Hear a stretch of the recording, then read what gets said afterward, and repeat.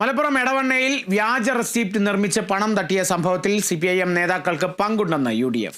UDF panchayat ഓഫീസിന് മുമ്പിൽ നടത്തിയ പ്രതിഷേധ പരിപാടികൾക്ക് ശേഷമാണ് വിഷയത്തിൽ പ്രസിഡന്റും പാർട്ടിയും ഇടപെടുന്നതെന്നും UDF നേതാക്കൾ പറഞ്ഞു.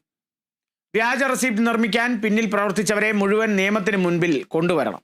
CPIM നേതൃത്വത്തിന്റെ വാർത്താ സമ്മേളനത്തിന് മറുപടി നൽകുകയായിരുന്നു UDF. ആരാണെങ്കിലും തെറ്റ് ചെയ്തോ ഈ പഞ്ചായത്തിന് കിട്ടേണ്ട 2,30,500 രൂപ അത് 11,200 കിട്ടിയിട്ടുള്ളൂ.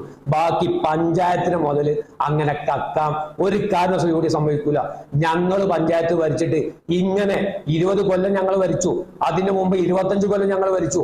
ഒരു റെസീറ്റ്, പഞ്ചായത്തിന്റെ റെസീറ്റ് വ്യാജമായി എവിടെയെങ്കിലും നിർമ്മിച്ച ചരിത്രം UDFന്റെ കാലത്തുണ്ടോ?